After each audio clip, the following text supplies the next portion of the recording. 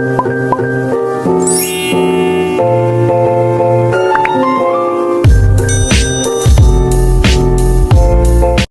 assalamualaikum warahmatullahi wabarakatuh. Perkenalkan, nama saya Reza Febiwanda dari Universitas Muhammadiyah Bengkulu dengan NPM 1962201052. Nah, di sini saya akan menjelaskan kepada teman-teman dan memberikan informasi penting, poin-poin penting itu mengenai persekutuan, di mana di dalamnya itu ada pembentukan, operasi, dan perubahan keanggotaan. Nah, untuk mempersingkat waktu, saya akan menjelaskan poin yang pertama, di mana poin pertama itu mengenai pengertian persekutuan. Baik, pengertian persekutuan ini menurut KUH per bab 5 bagian 1 pasal 1618 ini menyatakan bahwa persekutuan ini adalah perjanjian antara dua pihak atau lebih yang setuju untuk menginvestasikan sesuatu ke dalam usaha. Nah, di mana labanya nanti ini yang diperoleh akan dibagi di antara mereka. Kemudian ada 3 faktor yang terpisah di dalam persekutuan ini. Yang pertama, gabungan dua orang terpisah. Kedua, untuk menginvestasikan sesuatu. Yang terakhir ini usaha untuk laba. Nah, selanjutnya ini poin yang kedua, beberapa ciri persekutuan, di mana ciri-cirinya ini ada 4. Yang pertama, adanya dua keanggotaan, di mana keanggotaan pasif dan keanggotaan pasif.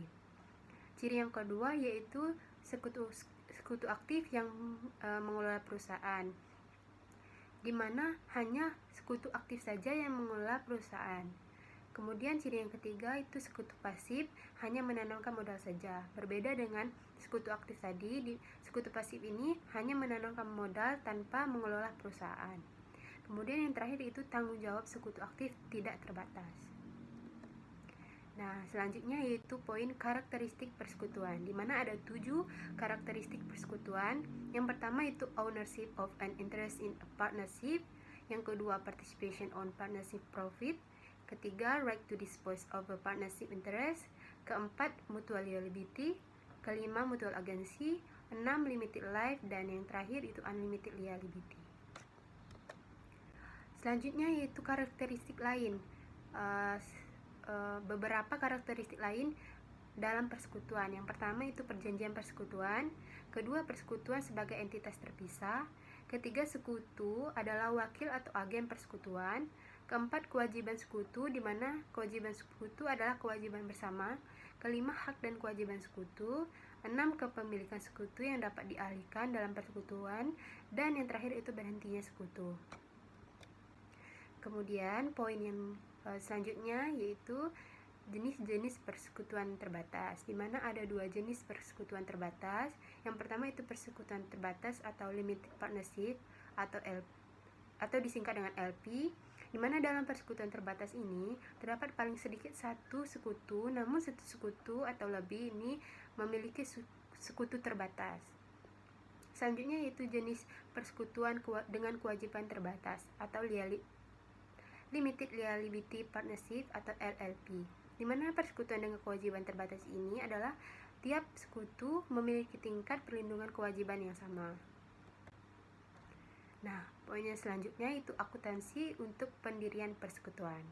Nah, untuk pencatatan investasi sekutu ini, para investasi ini dalam berbagai bentuk dan wujudnya ini dicatat berdasarkan jumlah yang disepakati oleh persekutu atau oleh para sekutu dalam persekutuan dan yang dinyatakan sebagai modal. Nah, yang kedua itu penggabungan perusahaan perseorangan menjadi persekutuan, di mana ada metode pembukuan pembentukan persekutuan yang dibagi menjadi 2, yaitu meneruskan pembukuan salah seorang sekutu, yang kedua membentuk pembukuan yang baru. Nah, di sini ada poin akuntansi untuk operasi, di mana sebuah persekutuan menyediakan jasa atau menjual produk untuk mencari keuntungan. Nah, poin yang selanjutnya itu mengenai akun sekutu, di mana akun-akun sekutu ini ada beberapa, yaitu yang pertama akun modal, di mana akun modal ini berisi investasi awal para sekutu. Nah, yang kedua itu akun private, di mana para sekutu melakukan penarikan atas aset. Selanjutnya akun pinjaman. Nah, di dalam akun pinjaman ini rekening akan didebit apabila utang kepada sekutu berkurang. Nah, akun piutang, selanjutnya itu akun piutang, di mana rekening ini, di dalam rekening ini didebit apabila piutang kepada sekutu bertambah. Oke, selanjutnya itu poin yang selanjutnya, alokasi laba rugi persekutuan.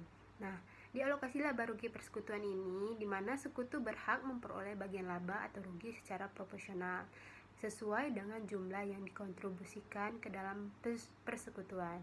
Nah, di dalam alokasi laba rugi persekutuan ini, secara tidak langsung semua persekutuan memiliki perjanjian alokasi laba dan rugi.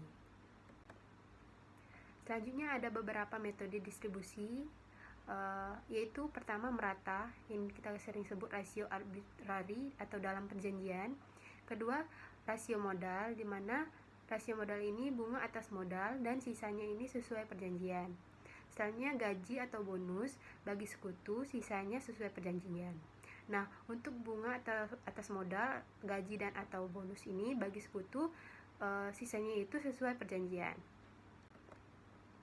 Nah, yang terakhir yaitu perubahan keanggotaan, di mana poin terakhir ini menjelaskan tentang perubahan keanggotaan, di mana berhentinya atau pengunduran diri seorang sekutu ini dari persekutuan ini akan menyebabkan pembubaran secara hukum di atas persekutuan, di mana apabila banyak persekutuan yang tetap melanjutkan operasi bisnisnya, dan persekutuan ini mungkin saja membeli kepemilikan sekutu yang berhenti pada harga pembeli. Maka perubahan keanggotaan ini bisa dibilang apabila ada yang berhenti, maka akan menyebabkan pembubaran secara hukum. Namun apabila banyak persekutuan ini yang tetap berlanjut, maka mungkin saja pembelian kepemilikan ini berhenti pada harga pembelian. Nah, itulah beberapa penjelasan mengenai persekutuan. Semoga teman-teman bisa memahami penjelasan dari saya. Saya akhiri. Wassalamualaikum warahmatullahi wabarakatuh.